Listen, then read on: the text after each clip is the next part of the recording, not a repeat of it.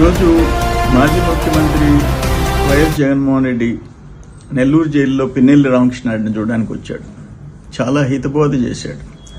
ఆయన అన్ని door delivery చేశాడు. డ్రైవర్ సుబ్రహ్మణ్యాన్ని కూడా డోర్ డెలివరీ చేశారు.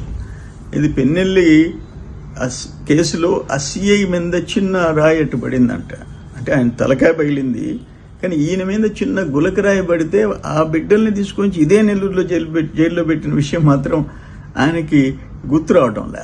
ఆఖరాన ఈయన భుజానికి బటన గింజంతా కూడా ఆ బ్లడ్ రక్తపు ఒక చుక్క వచ్చింది. దానికి 5 ఏళ్ళు కొటికత్తి సీనుని జైల్లో పెట్టావు. మీ కనికరం రాలే. అంటే ఆయన్ని అందరినీ కులం, మతం, పార్టీలు ఏమీ చూడలేదంట.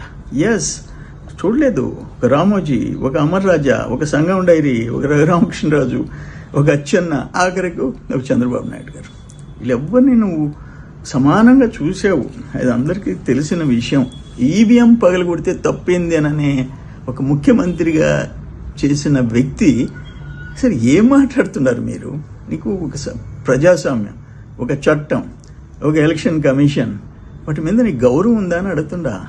అనంట ఇవన్నీ చేసి చంద్రబాబు నాయుడు రేపు అనుభవిస్తా అంట. చంద్రబాబు నాయుడు అనుభవించడు. అసలు నీ పార్టీ ఉందా? నువ్వు చేసిన పాపాలకి నీ పార్టీ ఉండదు అంటున్నా నేను. నెక్స్ట్ ఎలక్షన్స్ టైంకి వైసీపీ, వైఎస్ఆర్సీపీ పార్టీ అనేది ఉండే ప్రసక్తిలే. దాని సంగతి చూసుకో. నీ పార్టీని నిలబెట్టి దానికి చూసుకో. చంద్రబాబు ఉండేది లేనిది ప్రజలు నిర్ణయించినారు. చంద్రబాబు నేనంతా మంచి చేశానన్నావు. నువ్వు మంచి చేస్తే 11 సీట్లు, నీకు 11 సీట్లు. నువ్వు మంచి చేసావా? దుర్మార్గాలు చేసావు, అనుభవిస్తావు. బట్ ఈరోజు మాత్రం నవ్వు వస్తుంది. తమరు మాట్లాడిన మాటలు